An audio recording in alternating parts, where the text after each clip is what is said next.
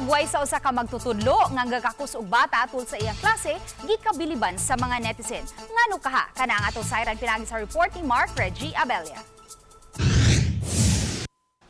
Nakadapit sa pagtagad sa mga netizen ang hulagway sa usa ka magtutudlo nga naggugos og bata samtang anaa sa klase. Sa maong picture, literal nga nahimo siyang ikaduhang ginikanan sa maong bata sa paagi sa pagkugos niini.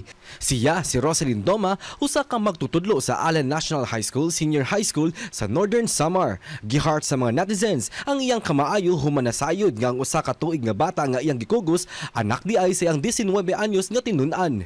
Matod niya nga wala niya damha nga nakuhaan og hulagway ang iyang gibuhat. Sa pagitnaan ng klase namin, nakatulog yung baby. So, pinagawa ko na activity sa kanila before magalan ng aming klase. Nakakagawa naman yung nanay, medyo nahihirapan lang siya dahil kalong-kalong yung baby. Sud na sa taas na katuigan sa pagtudlo, giisip na niyang mga anak ang iyang mga tinun-an. Maong kanunay niyang tambag. Kaya sana lagi pag-iisipan mabuti ng mga bata ang mga mabigat na desisyon tulad ng pagkakaroon ng pamilya. Walay laing tumong si Teacher Rosalyn sa pagkugos sa bata. Alang kaniya, igura siya mitubag sa tawag isip gilang ikaduhang ginikanan sa katilingban. Sa tanang susama ni Teacher Rosalyn nga padayong mialagad sa kabatanunan, Happy World Teachers Day. Kauban si Clarence Gabutin, Mark Reggie Abella. GMA Regional TV Live.